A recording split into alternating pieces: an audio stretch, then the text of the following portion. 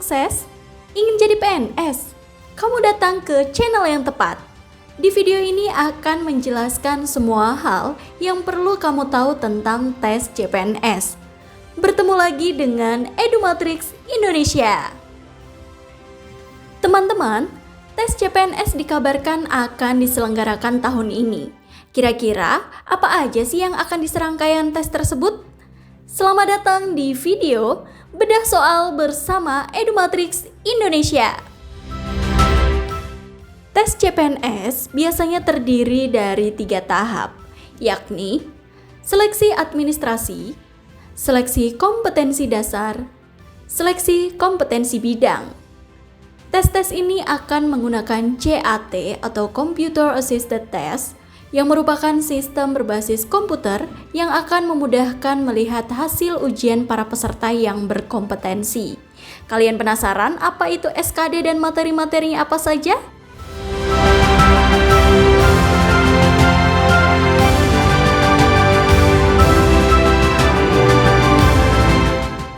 Seleksi kompetensi dasar atau SKD. SKD terdiri dari 3 materi soal, yakni TWK, tes wawasan kebangsaan, TIU, tes intelijensi umum, dan TKP, tes karakteristik pribadi.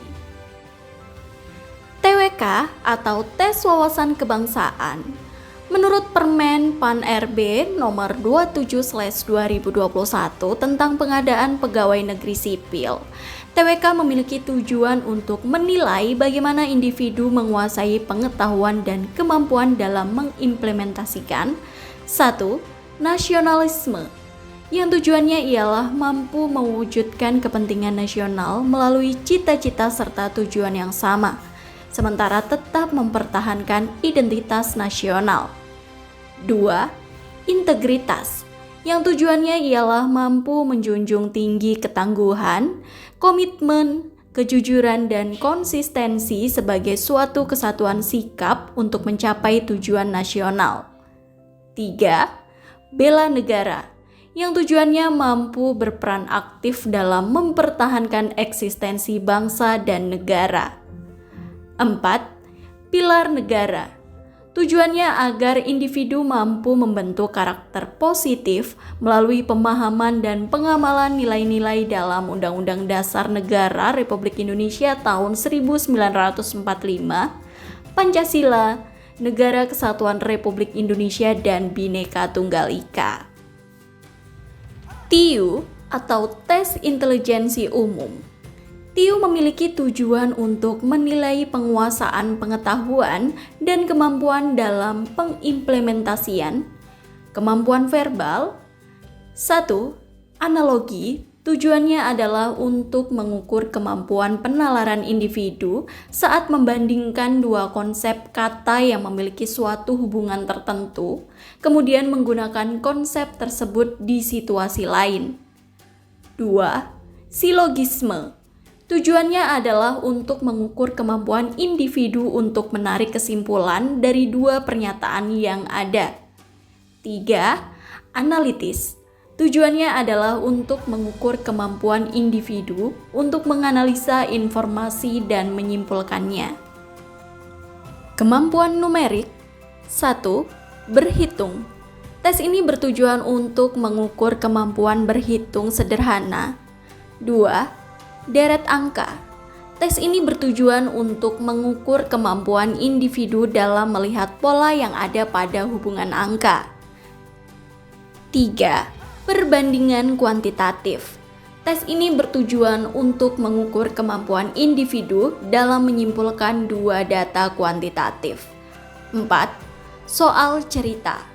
Tes ini bertujuan untuk mengukur kemampuan individu dalam melakukan analisis kuantitatif dari informasi yang ada. Kemampuan figural. 1. Analogi. Tes ini bertujuan untuk mengukur kemampuan penalaran individu melalui perbandingan 2 gambar yang memiliki hubungan tertentu, kemudian menggunakan konsep hubungan tersebut di situasi lain. 2. Ketidaksamaan. Tes ini bertujuan untuk mengukur kemampuan individu untuk melihat perbedaan dalam beberapa gambar. 3. Serial. Tes ini bertujuan untuk mengukur kemampuan individu dalam melihat pola hubungan dalam beberapa bentuk gambar.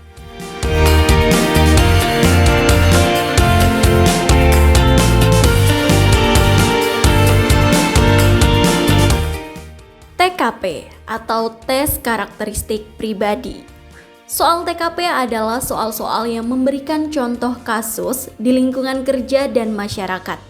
Peserta ujian akan diberikan 5 pilihan tentang bagaimana mereka memposisikan diri atau berperan dalam menghadapi kasus tersebut. TKP bertujuan untuk menilai penguasaan pengetahuan dan kemampuan penerapan. 1.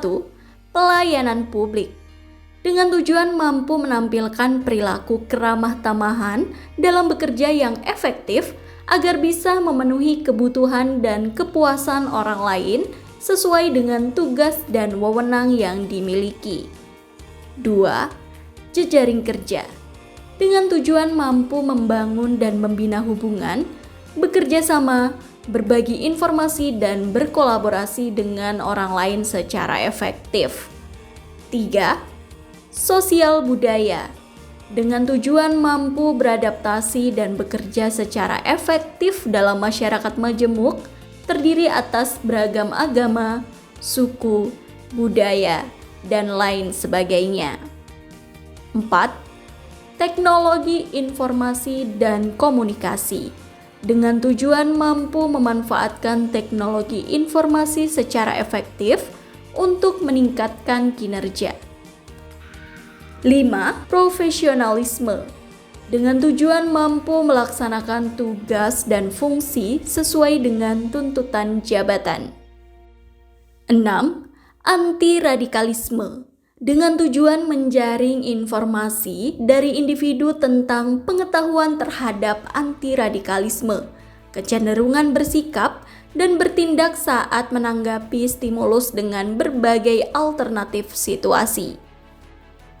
Seleksi kompetensi bidang. Setelah lolos tes SKD, kamu akan dihadapkan pada SKB. SKB ini cenderung memuat pertanyaan yang mengasah pengetahuanmu mengenai jabatan, serta keterampilan sesuai formasi yang kamu pilih.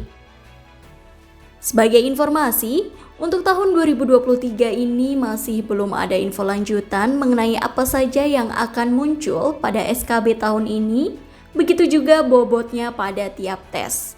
Namun sebagai referensi, kita cek SKB pada tahun 2021 di beberapa instansi dulu yuk. Kementerian Pendidikan. Cakupan materi dalam SKB Kementerian Pendidikan dan Budaya dikategorikan sesuai dengan jabatan yang dibutuhkan. A. Materi SKB untuk kebutuhan jabatan tenaga pendidik atau dosen terdiri dari 1.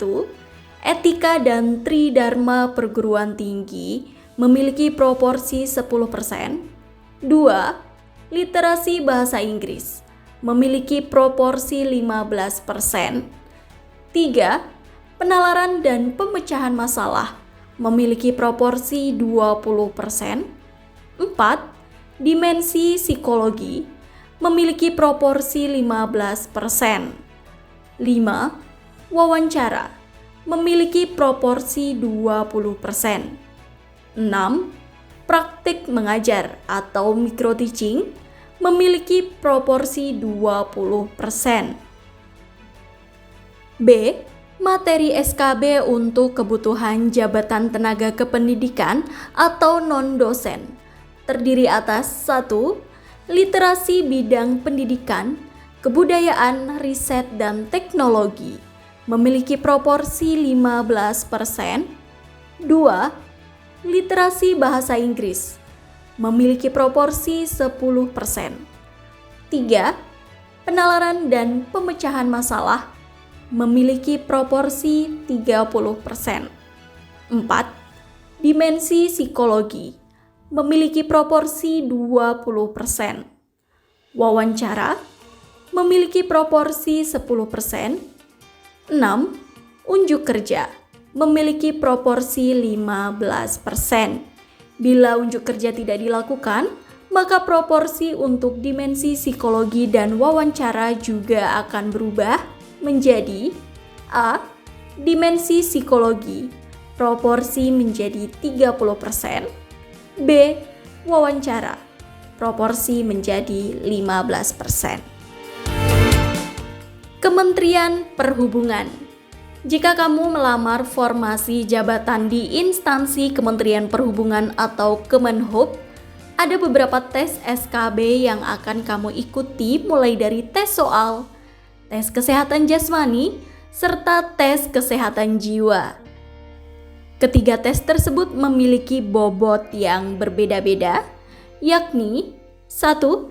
Tes soal substansi jabatan dengan Computer Assisted Test atau CAT, bobot 50%.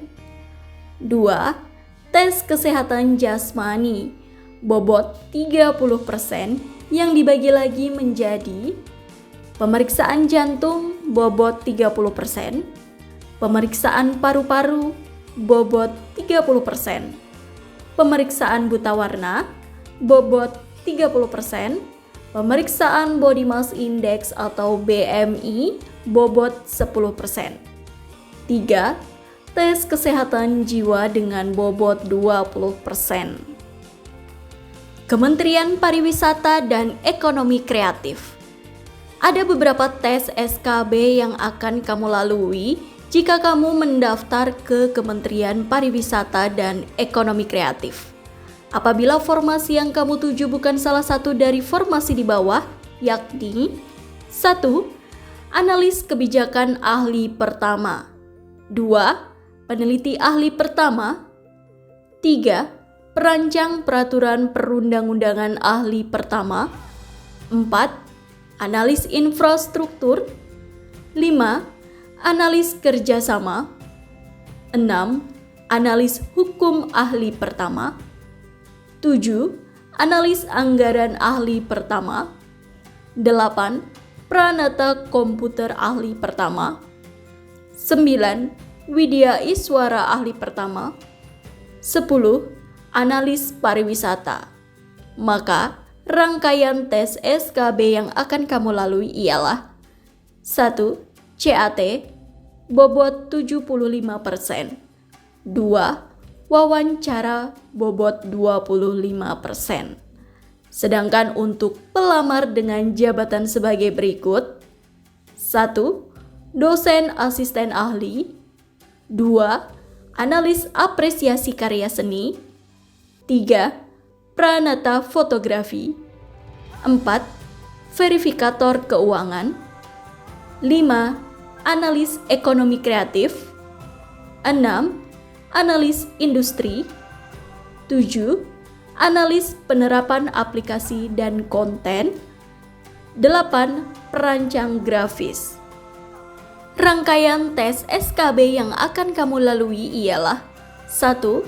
Tes praktik kerja sesuai dengan substansi jabatan yang dilamar, bobot penilaian 40%. 2.